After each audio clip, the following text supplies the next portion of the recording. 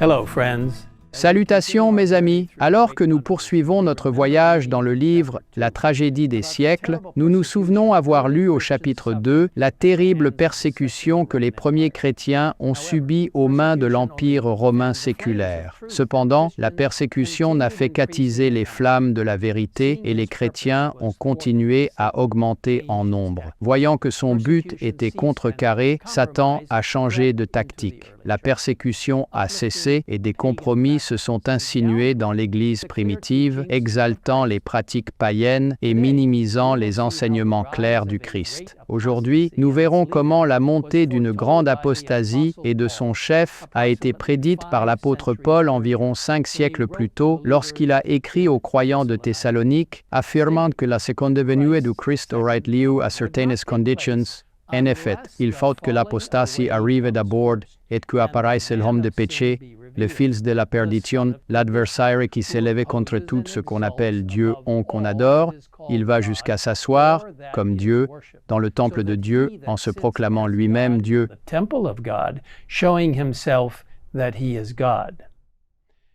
Qui est cet homme de péché qui, par des enseignements et pratiques blasphématoires, s'oppose à Dieu et tente de le remplacer sur terre? Dans le chapitre 3 de La tragédie des siècles, nous apprenons que ce concept n'est pas révélé d'emblée. Peu à peu, modestement et en silence d'abord, puis plus ouvertement à mesure qu'il prenait des forces et recevait plus de crédit, ce mystère de l'iniquité poursuivait son œuvre d'égarement. Presque imperceptiblement, des coutumes païennes pénétrèrent dans l'Église. Alors que l'Église médiévale cherchait à gagner en richesse et en pouvoir, elle a été amenée à faire un compromis entre le paganisme et le christianisme, remplaçant la parole du Christ par la loyauté envers un être humain, le puissant évêque de Rome. En 533 après J.C., l'empereur romain Justinien a nommé l'évêque de Rome, c'est-à-dire le pape, chef de toutes les églises saintes.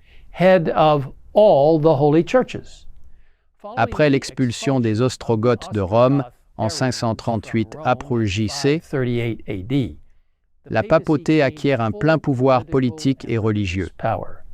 Le pape a alors reçu le titre même de divinité, Seigneur Dieu le pape, et a été considéré comme infaillible, c'est-à-dire comme étant véritablement Dieu et homme. Nous lisons ce qui suit. Comme la Bible exaltait la souveraineté de Dieu et de la vérité, elle devait être cachée et supprimée. Telle fut la conclusion logique adoptée par l'Église de Rome. Des siècles durant, la propagation des Écritures fut interdite. On défendait au peuple de les lire ou de les posséder chez soi. Sans la Bible comme protection, les gens n'avaient aucun critère pour distinguer le bien du mal et étaient à la merci d'une Église et d'un clergé corrompu. Le paganisme s'est introduit dans l'Église par le biais du culte des images. Les idoles, auparavant vénérées comme des divinités païennes, étaient simplement transformées en soi-disant saints chrétiens et adorés. C'est ainsi que de grands groupes de personnes sont devenus des chrétiens de nom. L'une des façons les plus significatives par lesquelles le paganisme a pénétré dans l'Église est sans doute le culte du jour vénérable du soleil, à savoir le dimanche. Cela ne s'est pas déroulé subitement. Au cours des premiers siècles, le véritable sabbat, le sabbat du 7e jour, était respecté par tous les chrétiens. Passionnés par l'honneur de Dieu et convaincus de l'immutabilité de sa loi, ils préservaient scrupuleusement la sainteté de ses préceptes. Il est dit que Satan, avec une grande finesse, agissait par ses agents pour atteindre son but. Le dimanche fut établi comme fête pour célébrer la résurrection du Christ. Avec les années, le dimanche a persisté comme grande fête et le samedi est devenu jour de jeûne et de labeur.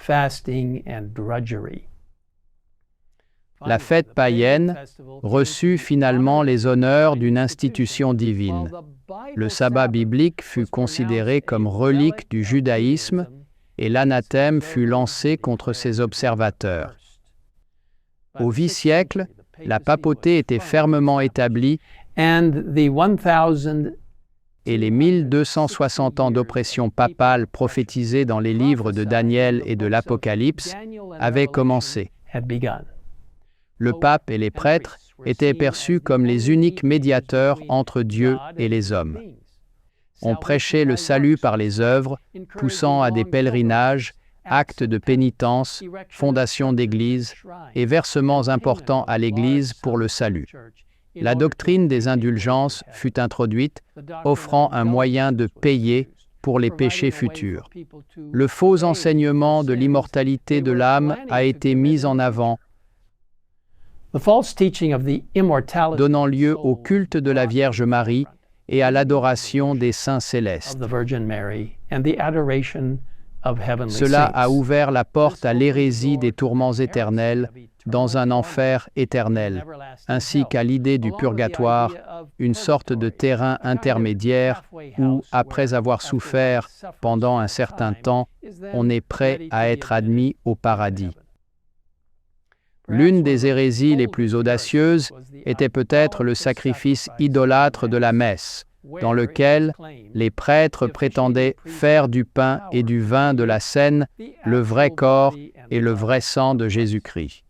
Pour ceux qui n'acceptaient pas ces enseignements et pratiques hérétiques et idolâtres, la torture et la mort étaient prévues. Au XIIIe siècle, l'instrument le plus terrible de la papauté a été institué, l'Inquisition, pendant près de 4 siècles. D'innombrables hommes et femmes ont subi des tortures et des morts horribles pour ne pas s'être agenouillés devant cette fausse puissance religieuse. Pendant les 1260 ans de ténèbres annoncés par la prophétie, la parole de Dieu a été quasiment bannie de la surface de la terre. Le mal avait pris le dessus, des crimes impensables étaient commis et même célébrés. La lumière de la vérité divine ne s'est jamais totalement éteinte. À travers l'histoire, Dieu a toujours conservé un reste, un groupe fidèle à sa parole. La semaine prochaine, alors que nous poursuivons notre étude de la tragédie des siècles, nous examinerons un groupe spécial de personnes qui ont courageusement porté le flambeau de la vérité pendant cette période très sombre. Si vous n'avez pas encore une copie de ce livre incroyable, je vous invite à visiter le site thegreatcontroversyproject.org où vous pouvez télécharger votre copie gratuite dès aujourd'hui. Alors que notre temps ensemble touche à sa fin, je vous invite à prier avec moi.